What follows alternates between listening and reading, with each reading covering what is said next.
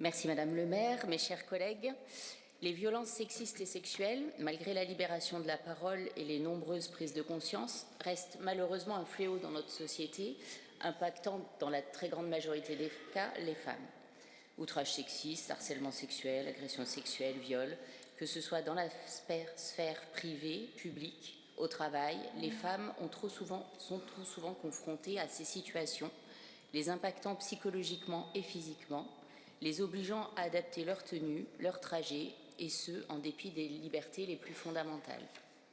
Les chiffres parlent d'eux-mêmes.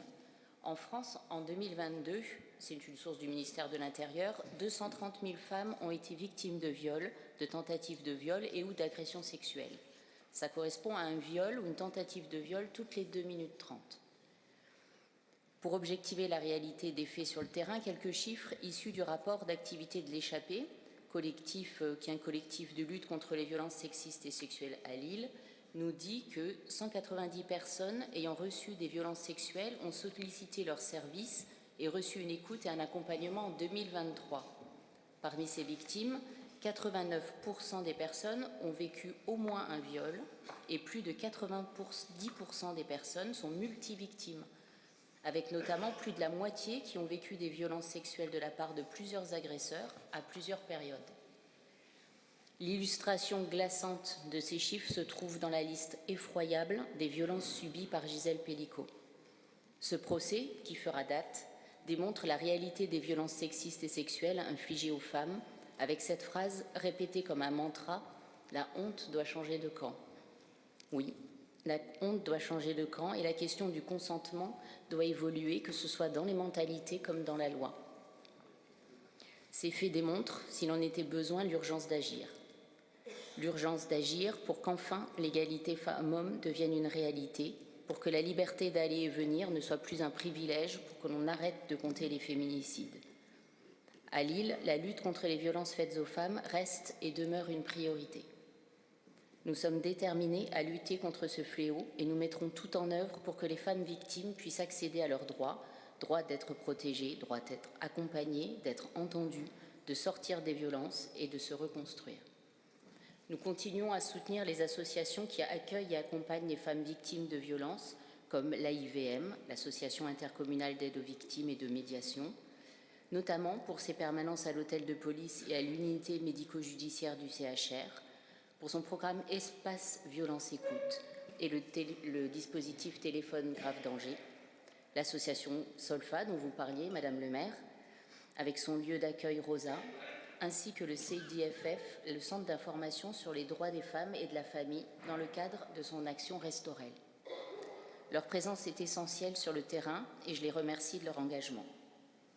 La ville de Lille a également accompagné, en lien avec la procureure de la République et un bailleur social, la création à Lille d'un centre d'accompagnement et de prévention porté par le service de contrôle judiciaire et d'enquête. Ce centre permet une prise en charge pluridisciplinaire des auteurs de violences conjugales. En plus de cet accompagnement, le SCJE œuvre également à l'éviction du domicile conjugal de l'auteur des violences. Un dispositif qui répond donc à 2 impératifs: protéger les victimes et éviter la récidive. Enfin, nous portons chaque année, avec les associations et partenaires du territoire, une programmation autour du 25 novembre. Cette année encore, une série d'événements a été proposée du 13 au 30, avec au programme sensibilisation, conférences, projections débats, spectacles, portes ouvertes, etc. Cette année, 8500 personnes se sont mobilisées lors de la course nocturne à la Citadelle pour dire stop aux violences. Saluons à cette occasion la présence de Karine Boucher, marraine de l'événement, et la présence d'un village associatif permettant au public de mieux connaître les actions d'accompagnement et de sensibilisation. Cette programmation a été mise en lumière par une campagne de communication très forte, avec un slogan « Non, il n'y a pas viol et viol », en écho à l'actualité que nous connaissons. Citons également parmi les initiatives développées le dispositif Demandez Angela, avec lesquels je travaille avec mes collègues Jérôme Panezza et Arnaud Ten, déployé dans le cadre de la lutte contre le harcèlement de rue. À l'heure actuelle, 113 lieux sûrs ont rejoint le dispositif. Ces actions ont ainsi été mises en place pour encourager, renforcer et pérenniser un environnement sûr, bienveillant et respectueux pour toutes et tous. Aujourd'hui, nous nourrissons l'ambition de renforcer notre engagement dans le domaine du sport, un véritable moteur de cohésion, de respect et de solidarité. Conscients de l'impact profond qu'il a sur notre société, nous souhaitons offrir un soutien accru aux associations sportives afin de consolider un environnement à la fois sécurisé, inclusif et exemplaire, tant en matière de prévention des violences que de promotion de l'égalité entre les femmes et les hommes. Dans cette optique, la ville de Lille proposera dès 2025 des formations gratuites de sensibilisation aux violences sexistes et sexuelles dans le sport. Ces sessions, animées par des associations spécialisées, fourniront des outils et des ressources pour mieux appréhender ces enjeux et agir de manière préventive au sein des structures. Ces formations seront proposées tout au long de l'année 2025 et s'adresseront prioritairement à toutes les associations sportives bénéficiant du soutien de la ville. Elles auront pour but de renforcer une culture du respect et de l'égalité en parfaite harmonie avec les valeurs fondamentales du sport. La ville de Lille poursuit ainsi résolument son engagement en faveur de l'égalité réelle entre les femmes et les hommes dans tous les domaines et se mobilise pour lutter contre les violences faites aux femmes. Pour y parvenir, nous continuerons à travailler sur ces questions de manière transversale, sur toutes les thématiques. C'est le moment pour moi de remercier tous mes collègues qui s'y emploient au quotidien. Parce que l'égalité et la lutte contre les violences sexistes et sexuelles démarrent dès le plus jeune âge et se poursuivent tout au long de la vie.